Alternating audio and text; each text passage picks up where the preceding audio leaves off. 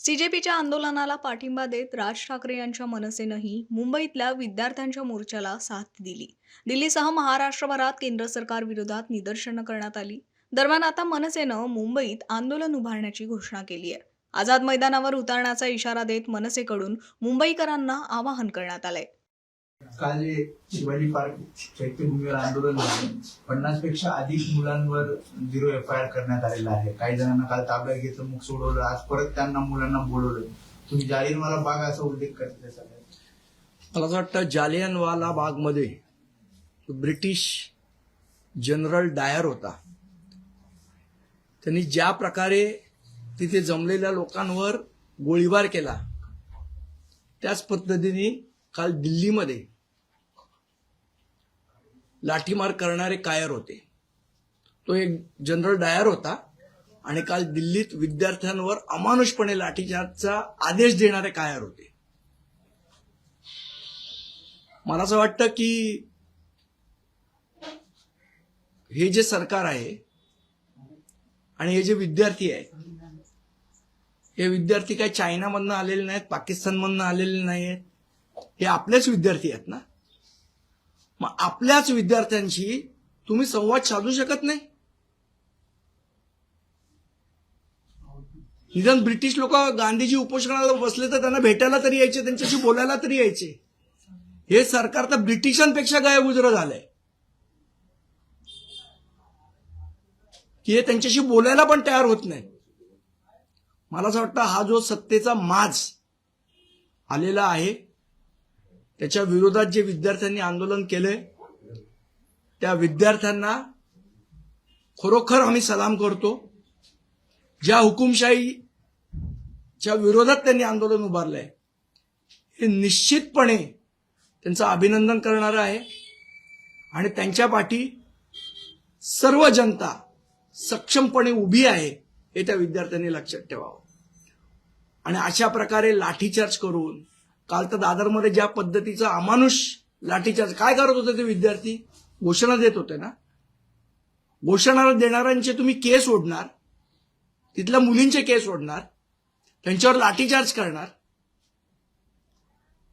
याच्या विरुद्ध कोणी बोलायचं नाही.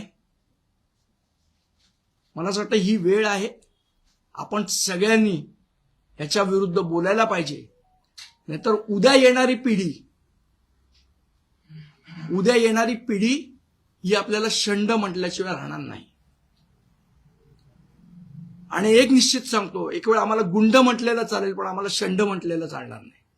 त्यामुळे निश्चितपणे आम्ही सगळेजण त्या विद्यार्थ्यांच्या पाठी उभे आहोत. सन्माननीय अमित ठाकरे यांच्या नेतृत्वाखाली जाऊन आम्ही त्यांना भेटून पण आलो आणि आजही आम्ही ठामपणे त्यांच्या पाठी उभे आहोत. मोठ्या प्रमाणात मारहाण झाली. आज देखील जे विद्यार्थी आहेत ते ठाण मारून आहेत. आंदोलन देखील अजून सुरू आहे. त्यांची एकच मागणी की राजीनामा दिला ना. दिलाच पाहिजे ना. शेवट अकाउंटेबिलिटी पाहिजे ना. म्हणजे कोणी उठतं, काहीही करतं आणि त्याला कोणीच अकाउंटेबल नाही. मला असं वाटतं हे अत्यंत चुकीचं आहे. म्हणजे सरकारमध्ये कोणीतरी तर अकाउंटेबल पाहिजे. घटना घडतात पण जबाबदारी कोणाचीच निश्चिती होत नाही जबाबदारीची. हे अत्यंत सिस्टीम मधलं भयानक चित्र आहे. काही सोशल मीडियावर व्हिडिओ देखील व्हायरल होते. ते पोलिसांच्या नावाची पट्टी नव्हती, जे सिम्बॉल असतं ते देखील नव्हतं. मला असं वाटतं पोलिसांनी पोलिसांप्रमाणे वागावं, गुंडांप्रमाणे वागू नये. हे त्यांना शोभत नाही. शेवट ते सरकारला जबाबदार नाहीयेत, ते भारतीय घटनेला जबाबदार आहेत. हे त्यांनी लक्षात ठेवलं पाहिजे. दिल्ली पोलिसांकडून गुन्हे दाखल करण्यास सुरुवात झालेली आहे. सीसीटीव्हीच्या माध्यमातून या सगळ्याच आंदोलकांची नाही, ही नेहमीची मोडस ऑपरेंटी आहे पोलिसांची. नंतर गुन्हे दाखल करायचे, त्यांना केसेसमध्ये अडकवायचे, त्यांचे पासपोर्ट आहे. मला असं वाटतं एक काल का परवा मी नरेंद्र मोदींचं भाषण ऐकत होतो आणि त्याच्यात ते पंतप्रधान त्यावेळेचे मनमोहन सिंग यांना सल्ला देत होते की लाठीचार्ज कसे तुम्ही करता, लाठीचार्ज करणं चुकीचं आहे वगैरे. मला असं वाटतं एकदा स्वतःचं भाषण त्यांनी स्वतः ऐकलं पाहिजे. काल काँग्रेस जनता पार्टीचं शिष्टमंडळ म्हणजे दोघं जण जेपी नड्डा यांची भेट घ्यायला गेली. तर जेपी नड्डांनी सांगितलं की आम्हाला वेळ पाहिजे, आम्ही तुमच्या मागण्यांवरती विचार करू, मात्र त्यांना वेळ पाहिजे. अजून किती वेळ पाहिजे? नेमका 22 जण गेले 20 दिवस काय करत होते? मग गेले 20 दिवस काय करत होते? मला असं वाटतं आणि ही गोष्ट फक्त दिल्लीतच घडत नाही, ह्या गोष्टी मुंबईतही घडत आहेत. आपल्याला माहित असेल चेंबूरमध्ये एक अत्यंत दुर्दैवी अशी घटना झाली होती. त्या घटनेमध्ये एका चिमुरड्याचा झाड पडून मृत्यू झाला. चालता चालता एक माणूस गटारात पडला आणि गटारात त्याचा मृत्यू झाला. याही घटनेला महानगरपालिकेने कोणावरही जबाबदारीची निश्चिती केली नाही. त्याच्यानंतर एक अहवाल बनवला, तोंडाला पानं पुसणारा, आणि त्याच्यामध्ये सांगितलं की ह्याला कोणीच जबाबदार नाही. मला असं वाटतं ह्या सगळ्या गोष्टींविरुद्ध, म्हणजे ह्या घटना आहेत फक्त, तर या घटना नाही तर ही सिस्टीमचं फेल्युअर आहे. आणि म्हणूनच उद्या सकाळी 11 वाजता महाराष्ट्र नवनिर्माण सेना आझाद मैदानावर आम्ही आंदोलन करतोय. ज्या महानगरपालिकेच्या हलगर्जीपणामुळे, ज्या अधिकाऱ्याच्या हलगर्जीपणामुळे त्या लहान मुलाचा मृत्यू झाला, एक माणूस गटारात पडला, त्यानंतर सुद्धा कुठल्याही अधिकाऱ्यावर कसलीही कारवाई झाली नाही. एक थातूर मातूर दंड त्या कंत्राटदारांना रिकमेंड करण्यात आला, तोही अजून त्यांच्याकडनं वसूल केला गेला नाही. पण जो अधिकारी 11 वर्ष त्या गार्डन डिपार्टमेंटवर बसून आहे, त्या अधिकाऱ्यावर अजूनपर्यंत कुठलीही कारवाई झाली नाही. आमचं उद्याचं आंदोलन हे फक्त त्या अधिकाऱ्याच्या विरोधात नाही, तर जबाबदारी निश्चिती न करणाऱ्या व्यवस्थेविरुद्ध आहे.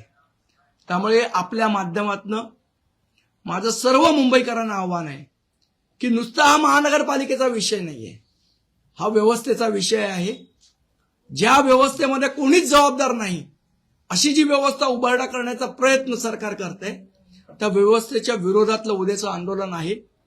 तर आपण सगळ्यांनी आपल्या माध्यमातून मी विनंती करतो, मुंबईतल्या सर्व नागरिकांना, सर्व विद्यार्थ्यांना, सर्व लोकांना, की उद्या 11 वाजता आपण हे व्यवस्थेविरुद्धचं आंदोलन आहे हे करण्याकरता आपण या, असे मी आपल्या माध्यमातून सर्वांना विनंती करतो. महापालिका आयुक्तांना तुम्ही पत्र लिहिलं होतं की या त्या सगळ्या पत्राचं उत्तरही आम्हाला देत नाहीत, ना आम्हाला कुठली चर्चा करायला बोलवत. फक्त त्यांचा म्हणजे हे मोदींपेक्षाही आयुक्त मोठ्या झाल्यात. मोदींना तर युगो आहेच, पण मोदींपेक्षाही मोठा युगो भिडेन आहे असं मला वाटायला लागलं. काल संदीपजी दादरमध्ये नीटच्या विरोधात पेपरफुटीच्या प्रकरणामध्ये आंदोलन पाहायला मिळाले, तरुण विद्यार्थी होते, त्यांच्यामध्ये एक बॅनर औरंगजेबाचा पाहायला मिळाला. पण प्रश्न उपस्थित होतो, काय औरंगजेबाचा बॅनर पाहायला मिळाला, फोटोचं मला वाटतं मी तरी बघितला नाही. संदीपजी तुमच्या माझ्या इथे जी मुलं आलेली ना, जी इथे उभी होती, ती छत्रपती शिवाजी महाराजांच्या घोषणा देत होते आणि बाबासाहेब आंबेडकरांच्या घोषणा. आता हे सगळं सांगतील की याच्यामध्ये IS आहे, चायना आहे, हे आहे, ते सगळं आणतील. हा, पाकिस्तान आहे, सगळं आहे. उद्याच्या आंदोलनामध्ये कोणते युक्रेनची पण लोक असू शकतात. संदीपजी मला असं वाटतं आपल्या जो घरी एखादा मुलगा आपला चिडला ना, तर त्याला आपण काठीने बदडत नाही, त्याची आपण समजूत घालतो. तुम्ही दरवेळेला विद्यार्थ्यांना मन की बात सांगताना हेच पंतप्रधान आहेत ना, परीक्षा कशी द्यायची, काळजी कशी करायची, अभ्यास कसा करायचा, हा शहाणपण शिकवता ना. मग त्याच विद्यार्थ्यांवर काल लाठी उगारताना काही वाटलं नाही तुम्हाला? त्यावेळेला तुमची संवेदनशीलता कुठे गेली? तुमची वडीलकित्वचं नातं कुठे गेलं मोदी साहेबांचं?